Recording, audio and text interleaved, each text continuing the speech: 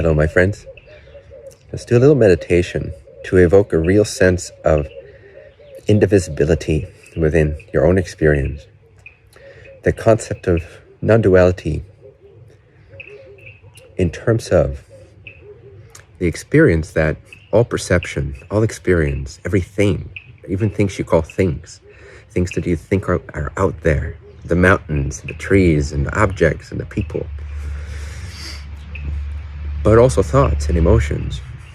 Basically anything, everything is mind or consciousness or I amness. And it's one thing to know this and to contemplate it and to conceptualize it, which is already beneficial. But what if through some practice, you can actually experience that that mountain is your mind, that this chair is your mind, that my voice speaking is your mind, is your consciousness. Wouldn't that be great? And so take a deep breath. Relax your body and your mind.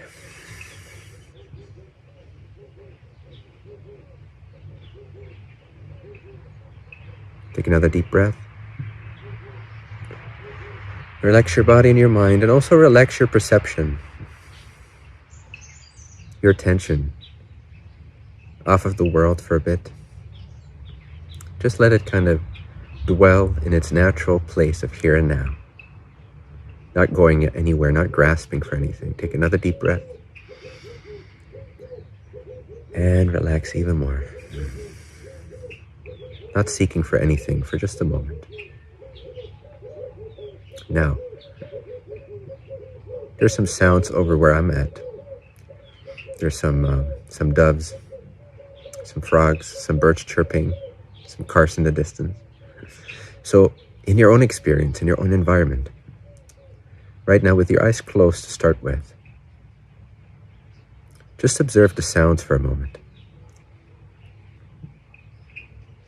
Just note them, notice them. Look for the subtler sounds in your environment. Things that maybe don't pop out so much, but that are part of the orchestra, the background, the substratum of sound. Almost like sound, like every little individuated point of sound in your experience is part of one tapestry, one orchestra, one substratum, one field, one harmony. This can already increase that sense of oneness or indivisibility, but we're going to take it deeper, more direct. So now as you let those sounds be exactly as they are, don't label them, just let them be the experience of sound. Don't even label it sound, but I have to use some words here. But let it be the experience that it is. And as you listen, again with your eyes closed for now, but as you listen,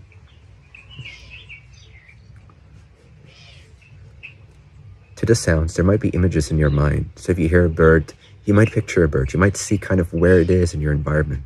So the visual element of your imagination is part of your tapestry, part of the orchestra of your perception right now.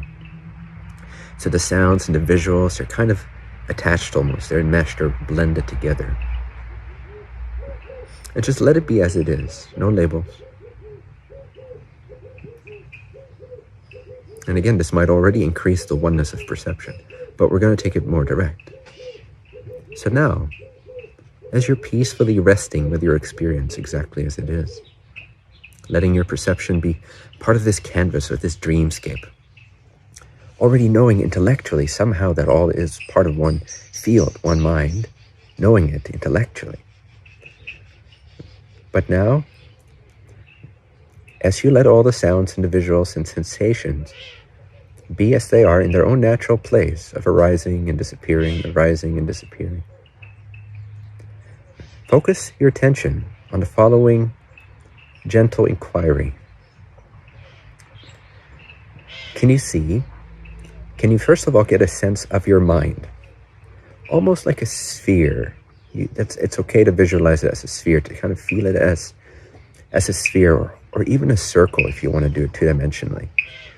But it's your sense, whatever your sense is right now of your mind.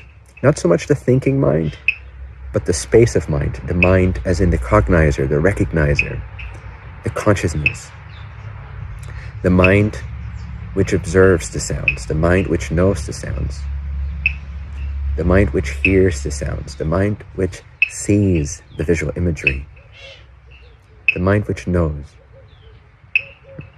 Another word for this could be the sphere of experiencing, or the experiencer. And see if you can take your attention off of the sounds and the visuals and place it more closely towards the mind itself, and seeing how the sounds and the visuals and the sensations are all connected in the mind. How actually what you think, what you imagine, what you presume is out there, what you project as a sound over there, outside of your body, is actually encountered inside the mind. It actually meets in mind. See if you can find that even the things that seem to be out there are being experienced right here in the mind. See if the sensations of your own body, instead of projecting them away into the legs or the feet or the bum, see if you can see that even the sensation of your foot, which is a little bit away from your mind, as you typically consider your mind to be in the head, but see if the sensation in your foot, for instance, and the sound of a bird in the distance, and the picture of the world out there, can you see how all of those are equally happening inside the mind? How it's all coming together in the mind. All perception has its meeting point in the mind. So actually the sound over there, the mountain in the distance, the sky, the sun, my voice, all of it is happening as the mind, in the mind. It's all meeting in mind, or consciousness, whatever word you prefer. But find that sense. First of all, become aware of the mind, the cognizing observer. And then see that all things, no matter what they are, all experiences, are only known in the location, so to speak, of the mind. They all come together in the mind.